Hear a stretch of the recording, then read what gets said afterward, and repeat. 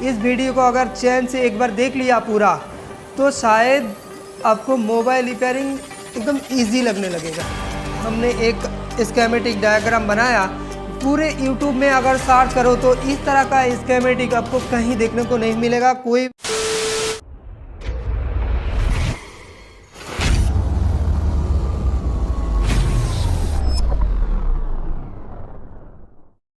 Hello दोस्तों, मैं हूं वलीद और आप देख रहे हैं एडवांस मोबाइल स्मार्ट।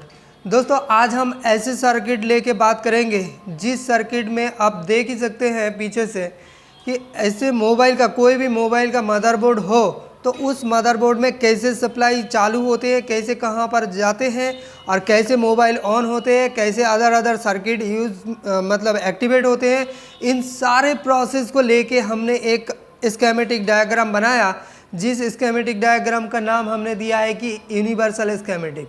हाँ दोस्तों, इस तरह का स्कीमेटिक जो मैंने यहाँ पर ड्रॉ किए हैं, ये हमने 3 दिन से ड्रॉ किए और फिर हमारे ऑफलाइन बैच में भी हमने बताया।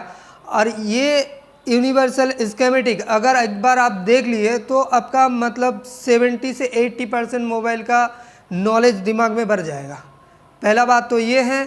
और दूसरी बात, पूरे YouTube में अगर सर्च करो तो इस तरह का स्कीमेटिक आपको कहीं देखने को नहीं मिलेगा, कोई भी चैनल में नहीं है। आज तक मैंने बहुत जगह पर सर्च करके देख लिया हो। अगर YouTube प्लेटफॉर्म के अंदर अगर यूनिवर्सल स्कीमेटिक है कहीं जगह पर तो वो मेरा ही यूनिवर्सल स्कीमेटिक देखने को मिलेगा दूसरे चैनल पर। तो कंडीशन जो भी है तो हम उस बात में नहीं जाएंगे। कंडीशन यहाँ पर है कि अभी इस चैनल पे यूनिवर्सल स्कीमेटिक मेरा नहीं है और यूनिवर्सल स्कीमेटिक आज हम शूट करने जा रहे हैं, समझाने के लिए जा रहे हैं। और इसमें पहले का जो यूनिवर्सल स्कीमेटिक है उससे कहीं गुना ज़्यादा इसमें नॉलेज है और बहुत ही अपग्रेड नॉलेज के साथ आपको बताने वाले हैं। इस वीडियो को अगर चैन से एक बार देख लिया पूरा तो शायद आपको मोबाइल रिपेयरिंग एकदम ईजी लगने लगेगा। ठीक है, तो अब देखिए यहाँ पर तो इतने सारे ये देखेंगे तो शायद आपका दिमाग घूम जाए। तो सबसे पहले तो अब इस स्कीमेटिक को समझ लीजिए तो आपको आसान होगा। उसको समझने के लिए आपको ये सर्किट सबसे पहले समझना है। ये सर्किट भी उसी के अंदर है। अब कंडीशन क्या है देखिए, सबसे पहले बैटरी कनेक्टर का सप्लाई देख लीजिए। यहाँ का बैटरी से लेके नॉलेज एकदम मोबाइल का आखिरी तक दिया हुआ है इस यूनिवर्सल स्कीमेटिक के अंदर। ये बहुत ही अपग्रेड होने वाला है। जैसे कि बैटरी कनेक्टर का एक होता है ग्राउंड, तो यहाँ पर एक ग्राउंड का सिंबल यहाँ पर दिया हुआ है। ये इस तरफ हम लिख दिया है कि ग्राउंड है। और बैटरी कनेक्टर के जो प्लस होते हैं उसको बोलते हैं वीवैट। तो मैंने यहाँ पर वीवैट भी लिख दिए। मतलब वीवैट मतलब बैटरी कनेक्टर का जो वोल्टेज है, प्लस वोल्ट ऑफ बैटरी जो है उसको बोलते हैं वीवैट। और दो सप्लाई यहाँ पर है, एक है थर्मल, एक है आईडी। तो थर्मल मतलब TH भी लिखा हो सकता है, बैट ऑन लिखा हो सकता है, टेम्प लिखा हो सकता है, टेम्परेचर लिखा हो सकता है। इस तरह का नाम आपको देखने को मिलेगा। और एक जो लाइन होते हैं उसको बोलते हैं कि आईडी लाइन। जो आईडी लाइन का मतलब ही होते हैं कि आइडेंटिफाई, मतलब आइडेंटिफाई करना कि बैटरी लगे हैं या नहीं लगे हैं, इसको आइडेंटिफाई करते हैं और फिर बताते हैं CPU को। CPU आइडेंटिफाई करते हैं और तब जाके आपका चार्ज भेजना है कि नहीं है वो बताएगा CPU। ये होती है कंडीशन आईडी लाइन का। और थर्मल लाइन का battery temperature too high, battery temperature too low, जो भी इस तरह का दिक्कत होते हैं तो ये थर्मल आईडी लाइन से आते हैं। अगर ये थर्मल आईडी लाइन से कैसे सेंस होते हैं, क्या होते हैं, इसको जानने के लिए आपको डिवाइडर सर्किट देखना जरूरी है। मतलब डिवाइडर सर्किट पढ़ना जरूरी है। अगर डिवाइडर सर्किट यहाँ पर पढ़ाते जाएंगे तो बहुत टाइम लगेगा। तो हो सकता है फिर किसी वीडियो में आपको बताएंगे। तो देखिए बैटरी का जो प्लस वोल्टेज है वो होती है 3.7 से लेके 4.2 वोल्टेज। यही 3.7 से लेके 4.2 वोल्टेज बैटरी कनेक्टर से आउटपुट होगा। और जो कैप लगे हुए हैं, ये कैप ज़्यादातर 2 तरह के होते हैं। एक होते हैं सिरामिक कैपेसिटर, एक होते हैं इलेक्ट्रोलाइटिक कैपेसिटर। इलेक्ट्रोलाइटिक कैपेसिटर ज़्यादातर बड़े हेनरी की होती है, बड़े फैराड की होते हैं और ये आपका इलेक्ट्रिक एनर्जी को चार्ज में बदल देते हैं, मतलब स्टोर करते हैं अपने अंदर। ये होती है इलेक्ट्रोलाइटिक कैपेसिटर। और जो सिरामिक कैपेसिटर होते हैं वो फिल्टर करते हैं। तो ये देखिए यहाँ पर इलेक्ट्रोलाइटिक कैपेसिटर भी हो सकते हैं और सिरामिक भी हो सकते हैं। ज़्यादातर यहाँ पर आपका सिरामिक कैपेसिटर देखने को मिलता है। अब यहाँ पर देखिए डायोड लगा हुआ है, यहाँ पर देखिए आपको अलग से डायोड लगा हुआ है। ये डायोड के अंदर आप देख सकते हैं कि दोनों डायोड अलग अलग उसमें जुड़ी हुई है, लेकिन डायोड तो एक ही है। मतलब इसको बोलते हैं ESD अथवा TVS या तो ESD, इस तरह का नाम होते हैं, ये स्कीमेटिक के नाम है। फिर आगे बढ़ के आपको एक देखा गया कि करंट सेंस रजिस्टर भी मिल सकते हैं। आज के ज़माने में ये करंट सेंस रजिस्टर उतना देखने को नहीं मिलता है, क्योंकि ये रजिस्टर ऊपर कोड लिखा हुआ होता है, इसीलिए इसको कोड रजिस्टर भी बोलते हैं। ये करंट को सेंस करते हैं कि बैटरी तरफ कितना वोल्टेज है और कितना देना है एक चार्ज को चार्ज करने के लिए, तो ये रजिस्टर वो काम करते हैं। फिर एक डायोड लगा हुआ है कि प्रोटेक्शन के लिए, ओवरवोल्ट प्रोटेक्ट भी करते हैं। 2 कैपेसिटर और लगे हुए हैं यहाँ पर। तो दोस्तों यहाँ पर जो भी हमने ड्रॉ किया ये सारे हम डिजिटल करने के लिए, स्मार्ट क्लास करने के लिए बताया ताकि आपको जल्दी से समझ में आए। तो इस तरह से तो आगे देखते जाइए। तो फिर फिल्टर कैप फिल्टर किया, फिर यहाँ से बैटरी का वोल्टेज इतना प्रोटेक्ट होते हुए सबसे पहले जाएगा आपको DC to DC IC में। तो ये DC to DC IC को चार्जिंग IC भी बोला जाता है। कॉलकॉम में होते हैं, PMI होते हैं, मीडियाटेक में होते हैं, MT से शुरू होते हैं। इसका भी अलग प्रोसेस है सीखने की, कौन सी DC to DC है, कौन सी PM है, कौन सी CPU है। तो सबसे पहले बैटरी का वोल्टेज गया कहाँ पर, DC to DC। DC to DC के पास एक कॉइल लगा हुआ है जिसको हम स्विचिंग कॉइल भी बोलते हैं। ये चार्जिंग के लिए स्विचिंग करते हैं। कई बार देखा गया कि ये जो स्विचिंग कॉइल है इसको आप उठा के फ़ोन ऑन करो तो भी ऑन हो जाते हैं। तो कंडीशन क्या है कि VPH यहाँ से जनरेट कब होते हैं, जब चार्जिंग के द्वारा हम कनेक्ट करते हैं तब यहाँ से VPH जनरेट होते हैं। जब बैटरी से VPH जनरेट होते हैं दोस्तों, तो बैटरी का वोल्टेज DC to DC के अंदर आएगा। यहाँ पर एक छोटे से मॉसफेट लगा हुआ होता है DC to DC के साथ इनबिल्ट, जिसको बोलते हैं कि bat FET MOSFET. Bat FET MOSFET इसके अंदर लगा हुआ होता है। मतलब बैटरी के जरिए जो वोल्टेज जा रहा है DC to DC IC के अंदर, बैट FET मॉसफेट में जाएगा, वहाँ से वोल्टेज आउटपुट होके इस तरफ उठेगा, यहाँ पर जाके VPH में जाके इन होगा। मतलब बैटरी से वोल्टेज जाएगा कहाँ, DC to DC में तो जाएगा, बैट FET से होके हमारा VPH लाइन में आएगा। ये हो गया VPH लाइन।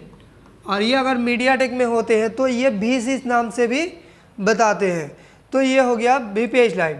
अब देखो चार्ज में अगर बैटरी छोड़ के अगर चार्ज में लगाओ तो DC to DC में चार्जिंग का 5 वोल्ट इन होगा, और फिर स्विचिंग कॉइल स्विचिंग करेगा चार्जिंग के लिए, और फिर यही रास्ता से आपका VPH पावर आउटपुट होगा। तो चार्जिंग के लिए इसी रास्ता से आउटपुट होते हैं VPH, और बैटरी से या बैट FET से होकर के VPH आउटपुट होते हैं।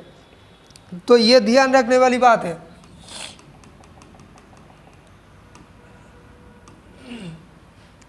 ठीक है, तो फिर जैसे VPH पावर आउटपुट होगा, फिर वही VPH पावर आएगा आपका पावर IC में। पावर IC में जब इन होगा तो आपको छोटे छोटे कैपेसिटर फिल्टर कैप आपको देखने को मिलेगा। इस फिल्टर कैप की ग्राउंड जो होते हैं, ये पावर IC के साथ मेन ग्राउंड जुड़ा हुआ होता है हर एक कैपेसिटर का। पावर IC के साथ इंटरनल ग्राउंड होते हैं, बाहर से भी बीप करते हैं।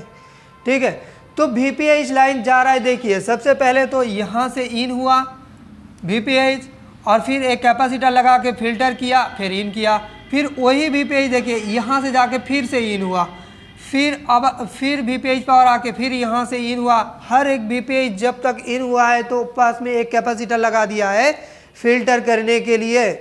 मतलब पावर IC में जब इन होगा VPH पावर तो बहुत सारे जगह पर इन होगा, क्योंकि पावर IC जो एक IC होते हैं इंटीग्रेटेड सर्किट, IC का बोलते हैं कि इंटीग्रेटेड सर्किट।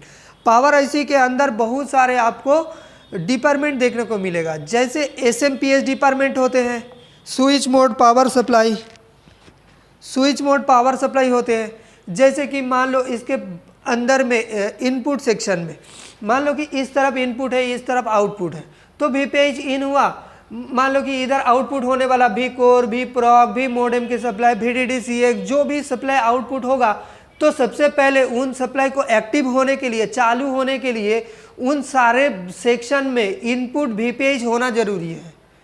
मतलब जैसे कि मानो टेलर ऑफिस हो गया या तो कोई डिपार्टमेंटल ऑफिस हो गया, एक बड़ा कोई ऑफिस है, जैसे कि बीडीओ ऑफिस होते हैं, तो राशन कार्ड की काम भी होते हैं, आधार कार्ड की काम होते हैं, वोटर आईडी कार्ड होते हैं, सारे डिपार्टमेंट अलग अलग किया गया। वहाँ पर एक एक आदमी बैठे हुए हैं उस काम को करने के लिए।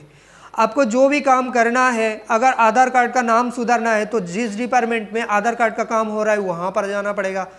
तो हर डिपार्टमेंट में एक एक स्टाफ बैठे हुए हैं, उनको अगर सैलरी ना दिया जाए तो वो काम भी नहीं करेगा।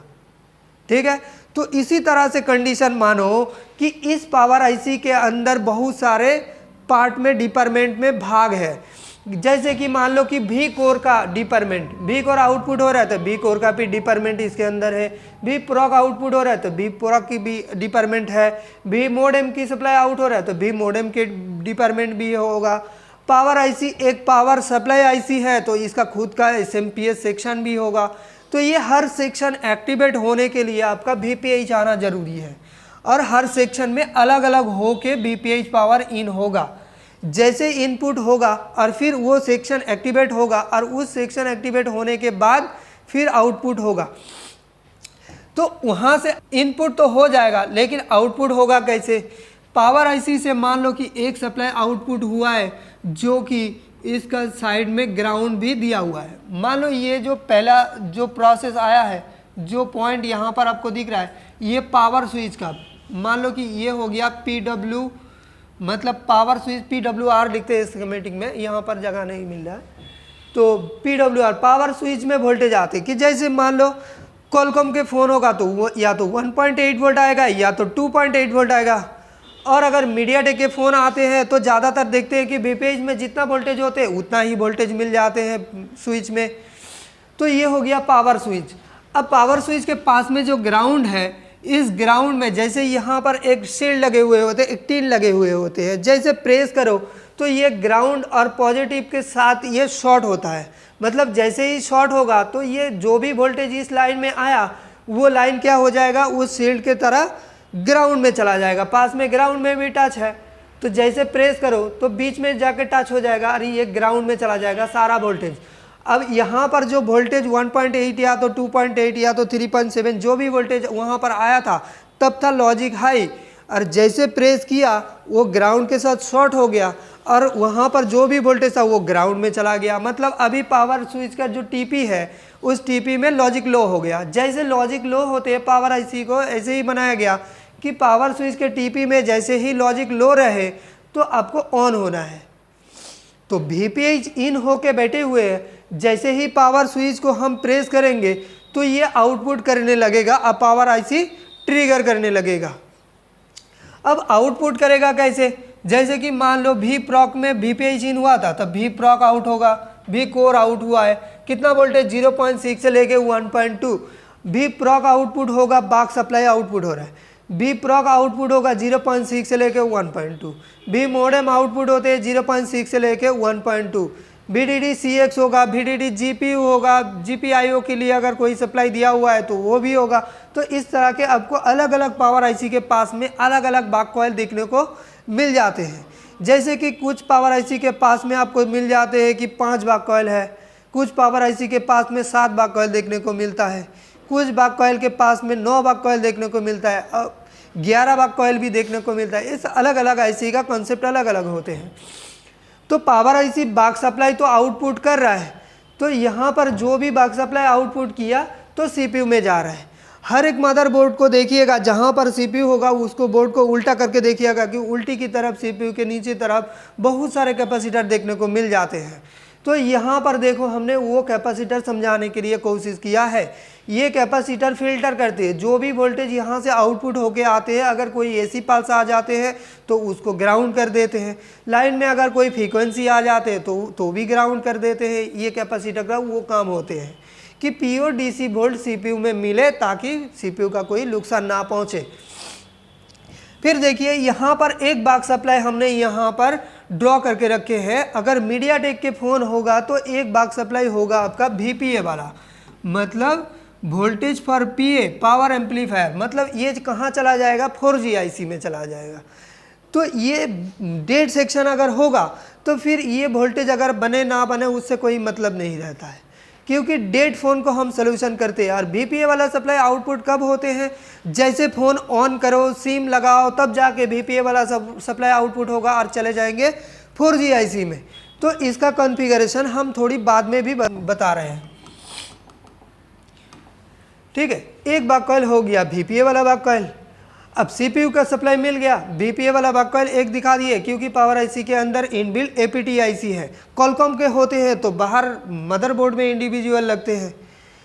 पावर IC सारे बैक सप्लाई आउटपुट करने के बाद कुछ 2 बैक कॉइल ऐसे लगे हुए रहेंगे, एक होगा हाई LDO, एक होगा लो LDO, जो पावर IC से ही तो आउटपुट होगा बैक कॉइल के ज़रिए, और फिर घूम के पावर IC के अंदर ही आके आएगा। कैसे, देखो, पावर IC से आउटपुट हुआ है एक बैक कॉइल के ज़रिए, यहाँ पर एक कैप लगा दिया है मैंने। दूसरे बैक कॉइल से आउटपुट हुआ है एक बैक कॉइल यहाँ पर लगा दिए, तो ये 2 बैक कॉइल एक हो गया है लो LDO, मतलब ये हो गया लो LDO, मतलब कम वोल्ट की LDO सप्लाई जो होते हैं। अब LDO क्या है, अगर ना समझ में आए तो कमेंट करिएगा, हम LDO का भी आपका वीडियो बना देंगे अलग से। ये होती है लो LDO, एक होती है एज LDO, मतलब हाई LDO। मतलब पावर IC एक लो LDO का वोल्टेज आउटपुट करेगा, एक हाई LDO का वोल्टेज आउटपुट करते हैं।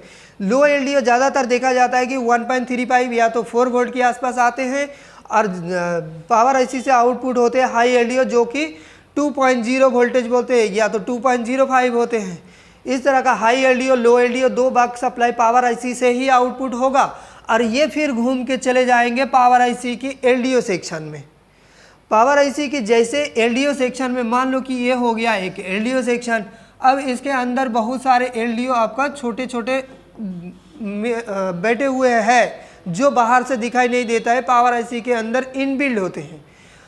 अब जैसे ही LDO वाला वोल्टेज यहाँ पर पहुँचेगा तो यहाँ से छोटे छोटे LDO सप्लाई आउटपुट होने लगेगा, जैसे कि मान लो 0.7, 0.8, 0.9, 1.0, 1.1, 1.3, 1.2 भी होते हैं, कई बार देखा जाता है 1.8 वोल्टेज होते हैं, 2.0 वोल्टेज होते हैं, 2.2 वोल्टेज, 2.1 वोल्टेज, 2.8 वोल्टेज होते हैं, 2.7 वोल्टेज, 2.95 वोल्टेज, 3.0, 3.1, 3.3, इस तरह का छोटे छोटे वोल्टेज पावर IC के LDO सेक्शन से आउटपुट होगा और सारे मदरबोर्ड में फैल जाएंगे, ठीक है।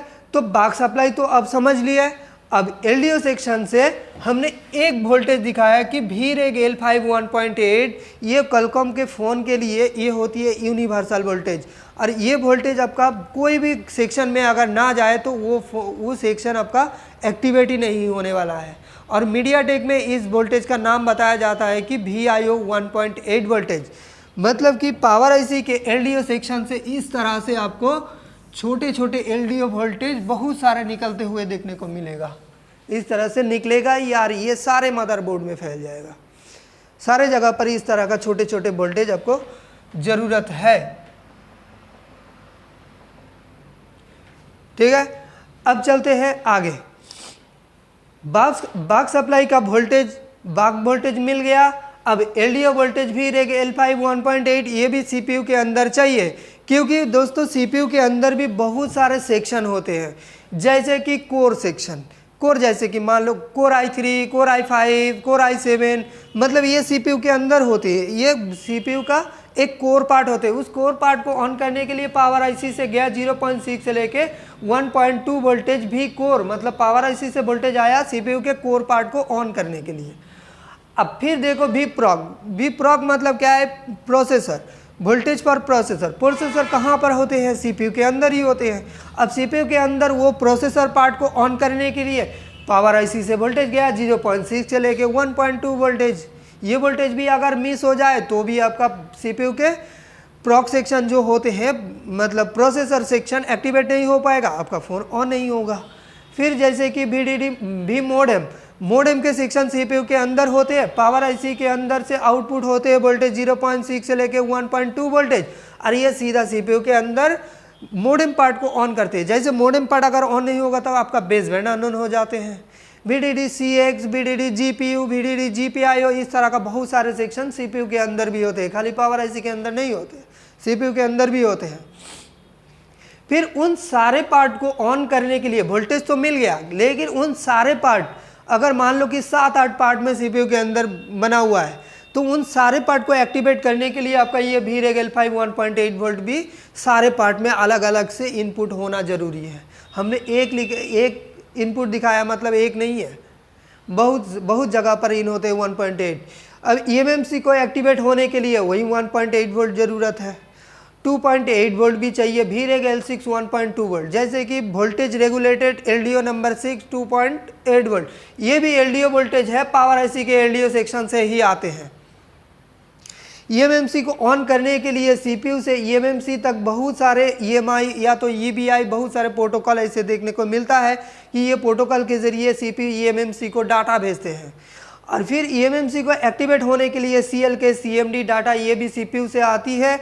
और फिर 2 वोल्टेज VCC VCCQ, इस तरह का 2 वोल्टेज आपको चाहिए eMMC को एक्टिवेट होने के लिए, तब जाके मेमोरी सेक्शन ऑन होगा। अब देखो, अभी तक जो हमने बताया, खाली बैटरी का वोल्टेज आएगा DC टू DC जैसे ही एक्टिवेट होगा Vpage बनेगा, Vpage जैसे बनेगा पावर IC में जाके इन होगा, जैसे पावर IC में जाके इन होगा, पावर स्विच प्रेस किया, बाक सप्लाई आउटपुट हुआ, CPU के जितने जाना था उतना CPU में जाके एक्टिवेट करने के लिए। ये खाली मतलब जो खाना होते हैं, ये खाना की तरह, मतलब वोल्टेज होते हैं खाना की तरह, ठीक है। अभी भी उसको बहुत कुछ बाकी है। जैसे कि मान लो कि मुझे अगर ज़िंदा रहना है तो मुझे क्या चाहिए, खाना भी चाहिए, पानी भी चाहिए, अब ऑक्सीजन भी चाहिए, निश्वास प्रश्वास जो भी होते हैं वो भी चाहिए। तो मोबाइल के अंदर हर एक IC का लॉजिक, मतलब मोबाइल रिपेयरिंग एक लॉजिक होते हैं, कोई मैजिक नहीं होते हैं। लॉजिक मतलब ट्रिक बोल के कुछ नहीं होता है मोबाइल रिपेयरिंग में। लॉजिक अगर पता चले तो आप कहीं भी सेक्शन पे दिमाग लगा सकते हो, रिपेयर कर सकते हो। सर्किट का अगर आपको पता चल रहा है तो ये अभी तक CPU में खाली वोल्टेज ही मिला है, अब इसका ऑक्सीजन नहीं मिला। 1.8 वोल्ट गया है, ये मान लो कि जो पानी है, तो वोल्टेज खाना मिला, पानी मिला, अब उसको ऑक्सीजन भी चाहिए CPU को। तो ऑक्सीजन कहाँ से आते हैं, देखिए पावर IC के अंदर से एक वोल्टेज आउटपुट हुआ, यह हो सकता है कि 1.8 वोल्ट 2.8 वोल्ट भी हो सकते हैं, 2.2 वोल्ट भी हो सकते हैं, अलग अलग मॉडल के लिए अलग अलग वोल्टेज वेरी करते हैं। पावर IC से एक वोल्टेज आउटपुट होगा और चले जाएंगे क्रिस्टल में, और क्रिस्टल लेगा खाली वोल्टेज। मान लो कि ये हो गया 1.8 वोल्ट, मान लो कि ये पावर IC से एक 1.8 वोल्ट निकला और चले गए क्रिस्टल को, चले गए। अब क्रिस्टल भी बहुत सारे तरीके का होते हैं, जैसे कि 4-5 तरह का क्रिस्टल होते हैं, RF क्रिस्टल होते हैं 4 तरह का, RTC क्रिस्टल भी होते हैं। तो इसका अगर पता नहीं है तो चैनल को सब्सक्राइब करके रखिए, तो क्रिस्टल का भी सीक्वेंस सबको अलग से वीडियो बना के हम देंगे। पावर IC से आउटपुट होते एक वोल्टेज 1.8 वोल्टेज आउटपुट हुआ, क्रिस्टल में चले गए। अब क्रिस्टल लिया है वोल्टेज, अब बनाएगा फ्रीक्वेंसी। देखिए यहाँ से फ्रीक्वेंसी आउटपुट दे करके फिर पावर IC के अंदर भर दिया। मतलब ये RF क्रिस्टल, ये जितने फ्रीक्वेंसी का क्रिस्टल होगा उतना ही फ्रीक्वेंसी बना के देगा। जैसे कि मान लो ये वोल्टेज हो गया आपका, ये फ्रीक्वेंसी क्रिस्टल जो है मान लो कि 19.2 मेगाहर्ट्ज की फ्रीक्वेंसी बनाते हैं। ये क्रिस्टल 19 मेगाहर्ट्ज की क्रिस्टल है, तो ये क्या हो जाएगा, उतना ही वोल्टेज बनाएगा, उतना ही फ्रीक्वेंसी बनाएगा। जैसे कि ये 19.2 मेगाहर्ट्ज की क्रिस्टल यहाँ पर लगा है, तो वोल्टेज आएगा 1.8 वोल्टेज मान लो वोल्टेज लिया है, और फ्रीक्वेंसी बना के देगा कितना, 19.2 मेगाहर्ट्ज की फ्रीक्वेंसी बना, क्योंकि क्रिस्टल ही उतने क्या है। फ्रीक्वेंसी बना के फिर पावर IC के अंदर भर देंगे। अब पावर IC क्या करेगा, वही फ्रीक्वेंसी ले करके और फिर आउटपुट करके BB क्लॉक के नाम से एक 0 ohms की रजिस्टर अक्सर देखने को मिलता है ज़्यादातर बोर्ड में, तो BB क्लॉक के नाम से चले जाएंगे 19.2 मेगाहर्ट्ज के फ्रीक्वेंसी, और फिर CPU के अंदर पहुंच जाएगा। इससे पहले एक बार रिक्वेस्ट भी करते हैं कि मुझे फ्रीक्वेंसी दिया जाए, जैसे बाक सप्लाई और LDO सप्लाई जैसे मिल जाएगा, CPU एक बार रिक्वेस्ट करेगा, मतलब आपको BB क्लॉक 1 EN इस तरह का स्कीमेटिक के नाम देखने को मिलेगा स्कीमेटिक के अंदर। ज़्यादा हम यहाँ पर लिखने के लिए नहीं जा रहे, क्योंकि यहाँ पर बहुत कचरा हो जाएगा, देखने को अच्छा नहीं लगेगा, समझ में नहीं आएगा, इसीलिए। तो फ्रीक्वेंसी क्रिस्टल लिया 1.8 वोल्टेज फ्रीक्वेंसी बना के दिया पावर आईसी को, फिर बीबी क्लॉक के नाम से चले जाएंगे सीपीयू में। तो ये हो गया बीबी क्लॉक मतलब बेसबैंड क्लॉक। अब पावर आईसी के अंदर छोटा आपको देखने को मिलेगा, छोटे एक आरटीसी क्रिस्टल देखने को मिलेगा। आरटीसी मतलब रियल टाइम क्लॉक होते हैं। तो रियल टाइम क्लॉक जो क्रिस्टल आपको पावर आईसी के अंदर आज की डेट में इनबिल्ड होके आते, पहले के ज़माने का जो फ़ोन होते वो बाहर लगते थे, अभी पावर आईसी के अंदर इनबिल्ड होके आते हैं आरटीसी क्रिस्टल मतलब रियल टाइम क्लॉक। अब ये फ्रीक्वेंसी कितना बनाएगा, अब कितना बनाएगा वो तो बता रहे हैं।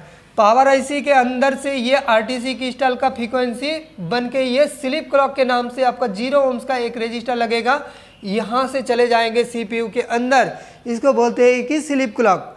अब वो वाला फ्रीक्वेंसी कितना है 19.2 मेगाहर्ट्ज वो बनाया है कि आरएफ क्रिस्टल, और जो हमारा स्लीप क्लॉक जा रहा है वो आरटीसी क्रिस्टल बना के दे रहा है।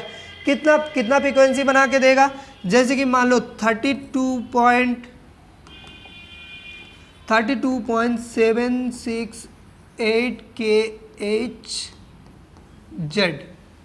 मतलब 32.768 किलो हर्ट्ज की फ्रीक्वेंसी बनाएगा, स्लीप क्लॉक के नाम से चले जाएंगे हमारे सीपीयू के अंदर। ठीक है, अब सीपीयू को बीबी क्लॉक स्लीप क्लॉक मिल गया, अब उसी को लेके रेगुलेट करते हैं। और ज़्यादातर मदरबोर्ड में जो भी छोटे छोटे स्लेब आईसी लगते हैं उन सारे स्लेब आईसी को कंट्रोल करते हैं। सीरियल क्लॉक सीरियल डाटा से कंट्रोल करते हैं, कभी एसपीएमआई प्रोटोकॉल से कम्युनिकेट करते हैं, किसी जगह पर मीपी प्रोटोकॉल से कम्युनिकेट करते हैं। ठीक है, तो प्रोटोकॉल के भी क्लास आएंगे तो चैनल को सब्सक्राइब कर लीजिए, देखने को मिलेगा। फिर सीपीयू ईएमएमसी को ईबीआई ईएमआई प्रोटोकॉल के अंदर ईबीआई या तो ईएमआई प्रोटोकॉल से ईएमएमसी को एक्टिवेट करते हैं, डाटा प्रोवाइड करते हैं। सीएल के सीएमडी डाटा इस तरह का ईएमएमसी को एक्टिवेट होने के लिए चाहिए। अब ईएमएमसी अगर रैम रोम दोनों इनबिल्ड है तब उसको ईएमसीपी बोला जाएगा। तो फिर उसके अंदर रैम जो रहेगा, रैम को भी वोल्टेज चाहिए, रैम को भी फ्रीक्वेंसी चाहिए, तो इस तरह से चलते हैं। तो अगर इतना अगर समझ में आ गया होगा तो फिर आगे हम चलते हैं, आगे बढ़ते हैं। अब यहाँ पर देखिए, वो सर्किट को हमने छोटा कर दिया और ये सर्किट मैंने ड्रा करके रखे थे, तो इसको हम फिर से समझाने की कोशिश करते हैं। जैसे कि मैंने पहले बात क्या बताए थे उसको एक बार बता देते। बैटरी कनेक्टर से वीवैट सप्लाई आया डीसी टू डीसी आईसी को अंदर, बैड एपीटी मॉसफेट से हो करके हमारा वीपीएच बना और पावर आईसी को चले गए। अब पावर आईसी के जो पावर स्विच था उसको ट्रिगर करने के बाद वी प्रॉक वी कोर जो भी सीपीयू का बाक सप्लाई है वो ऑन हुआ, और फिर हाई एलडीओ लो एलडीओ वोल्टेज आउटपुट हो करके फिर पावर आईसी के एलडीओ सेक्शन पर गए, और यहाँ से बहुत सारे एलडीओ सप्लाई आउटपुट हो करके फिर सीपीयू को गए, ईएमएमसी को आए, और फिर बहुत सारे मदरबोर्ड में फैल जाते हैं। अभी कंडीशन ये हुआ है कि क्रिस्टल के बीबी क्लॉक स्लीप क्लॉक वो भी उसी सर्किट में बता दिया। अब देखो, जैसे फ़ोन ऑन हो जाएगा, अब डिस्प्ले को ग्राफिक दिखाना है, पिक्चर दिखाना है, तो अभी यहाँ पर उतना जगह नहीं था, इसीलिए हम बना नहीं पाए थे, समझा नहीं पाए थे।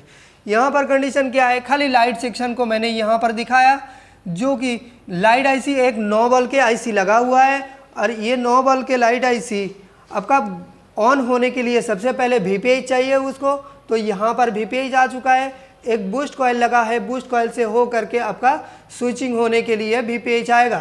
फिर यहाँ पर एक डायोड लगा है, एक कॉइल लगा है, और एक मान लो कि 50 वोल्ट की कैपेसिटर लगा है। दोस्तों इस लाइन में और 2-3 कैपेसिटर लगते हैं। ये होती है एलसीडी बीएल एलईडी एनोड। अब इस लाइट आईसी का रिक्वायरमेंट समझ लीजिए। सबसे पहले रिक्वायरमेंट क्या होगा, सबसे पहले तो इस लाइट आईसी को एक्टिवेट होने के लिए वीपीएच चाहिए, मतलब उसको खाना चाहिए। तो फिर यहाँ पर आया लाइट आईसी को वीपीएच दिया गया, वही पावर आईसी में जो वीपीएच गए थे डीसी टू डीसी से आउटपुट होके वही वीपीएच लाइट आईसी को चले गए। अब उसको पानी चाहिए, पानी कहाँ से आएगा, पावर आईसी के एलडीओ सेक्शन से भी रेग L5 1.8 वोल्टेज जो सीपीयू एमएमसी को गए थे वही 1.8 वोल्ट देखिए यहाँ से आके फिर पावर आईसी उसी लाइट आईसी के अंदर 1.8 वोल्ट पहुँच गए। तो ये हो गया पानी। अब ऑक्सीजन चाहिए, ऑक्सीजन कैसे आएगा, सीपीयू जो बीबी क्लॉक स्लीप क्लॉक लिया था तो फिर उसको रेगुलेट करने के बाद लाइट आईसी को कब चालू होना है कब बंद होना है, तो फिर वहाँ से देखिए 2 फ्रीक्वेंसी वाला लाइन यहाँ से आ रहा है, एक सीरियल एसडीए एक एससीएल, मतलब सीरियल क्लॉक सीरियल डाटा। फिर लाइट आईसी को कब चालू होना है कब बंद होना है ये सीपीयू कंट्रोल करेगा। तो ये हो गया लाइट आईसी का ऑक्सीजन। अब देखो तो कोई भी आईसी देख लोगे मदरबोर्ड में, कोई भी आईसी अगर एक्टिव होना है तो उसको खाना पानी ऑक्सीजन इसी तरह से समझो तो आसान वे में समझ जाओगे आप। तो लाइट आईसी को एक्टिवेट होने के लिए खाना चाहिए वीपीएच आया, पानी चाहिए 1.8, अब ऑक्सीजन चाहिए सीरियल क्लॉक सीरियल डाटा, ये हो गया ऑक्सीजन। अब देखो एक कॉमन चीज़ हर एक आईसी को देखने को मिलेगा, इस आईसी को ग्राउंड सिग्नल भी मिलना चाहिए, मतलब खाली फेज होने से काम नहीं चलेगा, अर्थ भी चाहिए, इसीलिए इसको ग्राउंड भी ज़रूरत है, तो ये कॉमन है।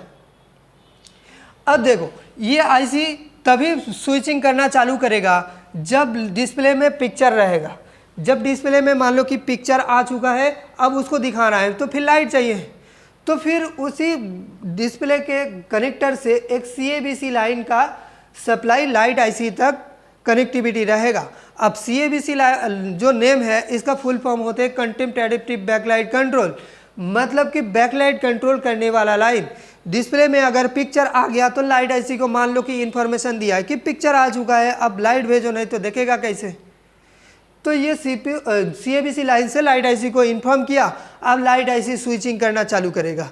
लेकिन उससे पहले ये सब इनपुट वोल्टेज, इनपुट जो सप्लाई होते हैं लाइट आईसी का रिक्वायरमेंट सप्लाई, वो पूरा होके रहना चाहिए और साथ में लाइट आईसी का सही रहना चाहिए, मतलब ख़राब होने से भी नहीं चलेगा। अब कंडीशन जैसे ही इंफॉर्मेशन मिल जाएगा तो फिर लाइट आईसी स्विचिंग करना चालू करेगा, बूस्ट वोल्टेज बूस्ट कॉइल बनाएगा, फिर रेक्टिफायर डायोड रेक्टिफाई करके कॉइल से होते हुए फिर एक कैपेसिटर के जरिए LCD BL LED एनोड के नाम से चले जाएंगे हमारे डिस्प्ले कनेक्टर पर, और डिस्प्ले कनेक्टर से होते हुए पत्ते के मदद से हमारा डिस्प्ले में चला जाएगा। मतलब ये हो गया हमारा बूस्ट वोल्टेज की लाइन, जो इस लाइन में जब स्विचिंग करेगा और बूस्ट कॉइल बूस्ट वोल्टेज बनाएगा तो इस लाइन में 16 से लेके 40 वोल्ट तक बनते हैं। तो ये वोल्टेज अगर किसी कारण मिस हो जाए या तो आउटपुट लाइन लीकेज हो जाए, शॉर्टिंग हो जाए, तो भी हमारा डिस्प्ले का लाइट नहीं आने वाला। और फिर साथ में कैथोड की लाइन यहाँ पर मैंने 2 बनाए हैं, किसी किसी फ़ोन में 1 देखने को मिलेगा, किसी किसी फ़ोन में 2 देखने को मिलेगा। तो ये हो गया हमारा लाइट का सेक्शन। अब ग्राफिक सेक्शन यहाँ पर मैंने नहीं बनाया क्योंकि जगह नहीं मिलेगा यूनिवर्सल स्कीमेटिक में, और इतने सारे नॉलेज यहाँ पर अभी भी है जो कि मैंने इसी यूनिवर्सल स्कीमेटिक को मैंने ऑफलाइन बैच में आज 3 दिन से समझा रहा हूँ। मतलब 3 दिन से चल रहा है यूनिवर्सल स्कीमेटिक मेरा यहाँ पर, अभी भी मतलब आज ख़त्म हुआ है। तो इसको हम यूट्यूब के थोड़ा बहुत नॉलेज देने की कोशिश कर रहा हूँ ताकि व्यूअर जो काम करते हैं उसको थोड़ा बहुत आसान हो। तो अगर डीप में समझना है इसको तो फिर आपको ऑफलाइन बैच ज्वाइन करना है, क्योंकि ये वीडियो हम ज़्यादातर बनाएंगे तो कितने देर तक बना सकते हैं, तो उतना बड़ा वीडियो लोग देखेगा भी नहीं। 1 दिन का पूरा वीडियो बनाएंगे, 4 घंटा का वीडियो बनाएंगे तो देखेगा भी नहीं कोई। लेकिन यूनिवर्सल स्कीमेटिक ऑफलाइन में हम 3 दिन से समझा रहे हैं, अभी भी वीबैट का सेंस के बारे में नहीं बताया हमने। ये आईडी लाइन कैसे काम करते हैं, थर्मल लाइन कैसे काम करते हैं, इसको भी हमने डिवाइडर सर्किट बना के नहीं दिखाया है। ठीक है, तो इसको थोड़ा सा यहाँ पर थोड़ा सा और बताएंगे, लेकिन आगे बढ़ते हैं क्योंकि टाइम खराब हो रहा है। नेटवर्क सेक्शन में कैसे काम करेगा, देखो जैसे ही वीपीएच पावर आउटपुट होके पावर आईसी लाइट आईसी में गए थे, उसी वीपीएच पावर आउटपुट होके देखिए एपीटी आईसी को भी आया, 2G आईसी को भी आया, 4G आईसी को भी आया। क्योंकि 2G 4G 2G APT IC, इन सारे आईसी को अगर एक्टिव होना है तो फिर वही 3 चीज़ चाहिए रिक्वायरमेंट वाला सप्लाई। क्या क्या, खाना पानी ऑक्सीजन। तो खाना क्या है, वीपीएच है। तो देखो वीपीएच आ गया सबको, मतलब सबको खाना मिल गया। अब पानी चाहिए, पानी कहाँ से मिलेगा, वही पावर आईसी का VREG L5 1.8 वोल्टेज। देखो एपीटी आईसी को भी आया, 2G आईसी को भी गया। अब देखो वही 1.8 वोल्टेज 4G आईसी को भी गए, मतलब ये हो गया पानी। खाना पानी मिल गया, अब ऑक्सीजन चाहिए। अब ऑक्सीजन कहाँ से मिलेगा? जैसे कि मान लो पावर आईसी जो भी बीबी क्लॉक स्लीप क्लॉक लिया था तो उसी को ले करके रेगुलेट करके फिर पावर आईसी सीपीयू के जीपीआईओ सेक्शन मतलब जनरल पर्पस इनपुट आउटपुट, वहाँ से दो सप्लाई आउटपुट होंगे जो कि एक आरएफएपी डाटा और एक आरएफएपी क्लॉक करके दो सप्लाई होंगे। नेटवर्क सेक्शन का प्रोटोकॉल जो होते हैं I2C ही होते हैं, लेकिन आरएफएपी क्लॉक प्रोटोकॉल बोलते हैं इसको। सीपीयू से आउटपुट होके 4G आईसी को भी आएगा, 2G आईसी को भी आएगा। और यहाँ पर हमने यहाँ पर ड्रॉ नहीं किया है, वही आरएफएपी प्रोटोकॉल फिर चले आएंगे हमारे एपीटी आईसी को भी कनेक्ट हो जाएगा। मतलब कि सीपीयू से आरएफएपी को प्रोटोकॉल आया, जगह नहीं है इसीलिए यहाँ से दिखाया। सीपीयू से RFAP protocol serial clock serial data आया, 4G आईसी को कम्युनिकेट कर रहा है, 2G को कम्युनिकेट कर रहा है, एपीटी को। अब मिल गया ऑक्सीजन, मतलब निश्चय प्रोसेस दोनों चीज़ ही मिल गया है। अब ये काम करेगा। अब एक चीज़ देखो, एपीटी आईसी को क्यों लगाया गया है यहाँ पर, ताकि ये अगर कॉलकॉम के फ़ोन हो तो कॉलकॉम के फ़ोन में एपीटी आईसी को लगाया जाता है ताकि ये वीपीए वोल्टेज आउटपुट कर पाए, मतलब वोल्टेज पर एम्पलीफायर, मतलब 4G जो आईसी होते हैं पावर एम्पलीफायर, ये वोल्टेज ज़्यादातर देखने को मिलेगा आपको 0.5 से लेके 3.7 के अंदर है। ये फ्लैक्चुएटेड वोल्टेज होते हैं, ये आउटपुट होके 4G PA को चला जाएंगे।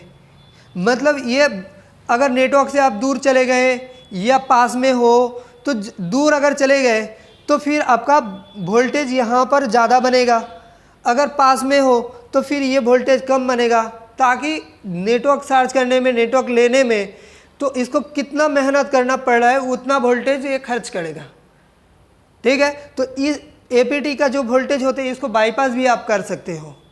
ठीक है, तो अभी सर्किट को समझ लो, बाईपास का बाद में दिखाते हैं।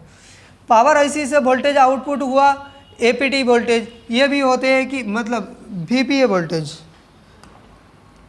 ये होती है वीपीए वोल्टेज। ये भी समझाए थे कि वीपीए वोल्टेज यहाँ से भी आया, यहाँ से भी आया।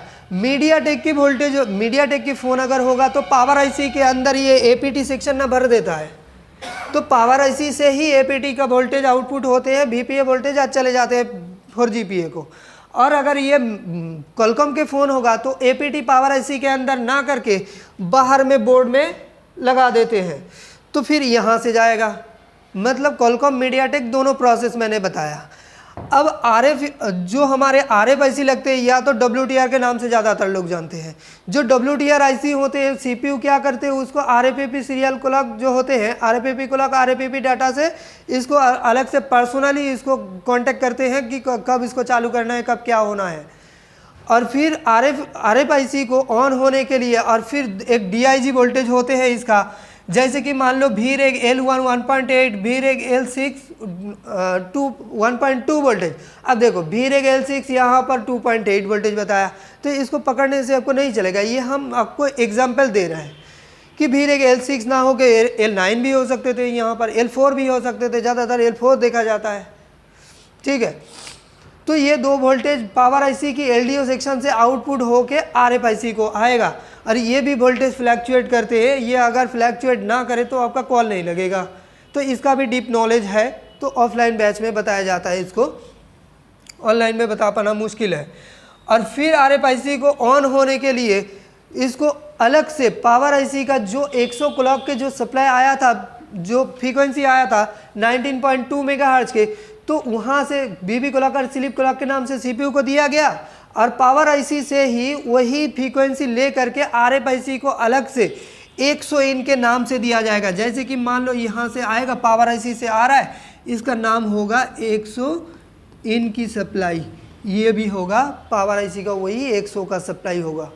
अब ये अगर ना मिले तो भी आपका नेटवर्क का इशू आएगा, कॉल लगने में दिक्कत होगा।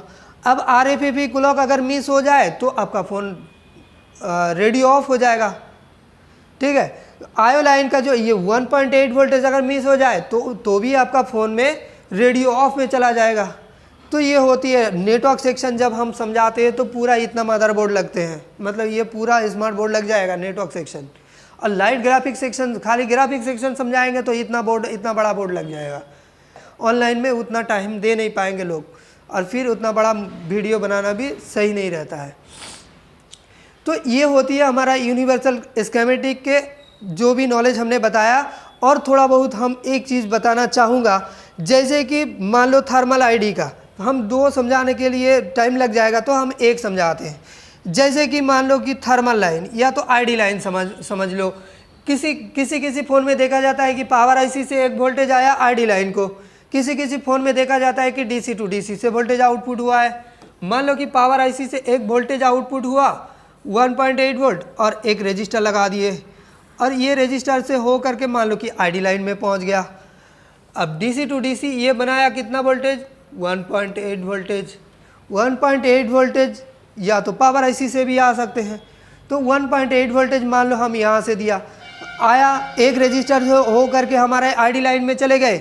जैसे ही बैटरी यहाँ पर लगेगा तो बैटरी का भी एक बोर्ड होते हैं, बैटरी के अंदर एक बोर्ड होते हैं। तो जैसे ही बैटरी कनेक्टर में हमने कनेक्टर लगा दिया तो इस बोर्ड में कनेक्टर के पत्ता के ज़रिए यहाँ से वोल्टेज बैटरी के बोर्ड में आ जाएंगे, और फिर इसके अंदर एक रजिस्टर लगा हुआ है।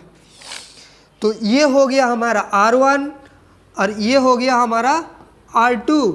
ये R1 और R2 के अंदर होगा डिवाइडर सर्किट, और फिर यहाँ से मान लो कि एक रजिस्टर यहाँ से लगाया जाएगा, और जिससे वोल्टेज आउटपुट हो करके मान लो कि पावर आईसी को जाएगा सेंस करने के लिए। ये 1K का ज़्यादातर देखने को मिलता है। मतलब यहाँ का आईडी लाइन का थर्मल लाइन का कंडीशन कैसे होते हैं देखो, डीसी टू डीसी से 1.8 वोल्टेज मिला, वही 1.8 वोल्टेज पहले एक रजिस्टर लग के गए आईडी लाइन को, और जैसे बैटरी कनेक्ट होगा तो फिर आईडी लाइन के ज़रिए फिर बैटरी के शुरू वाला बोर्ड होते हैं उसके अंदर जाके R2 मिलेगा।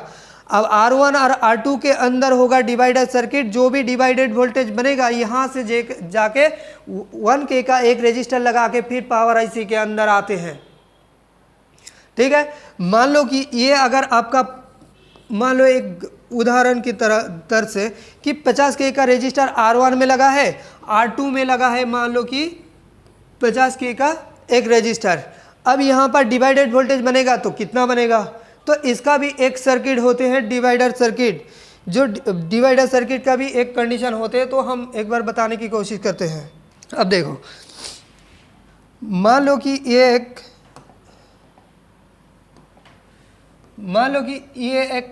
पावर आईसी है, पीएमई मान लो। अब ये हो गया मान लो कि आपका बैटरी कनेक्टर, ये हो गया आपका बैटरी कनेक्टर।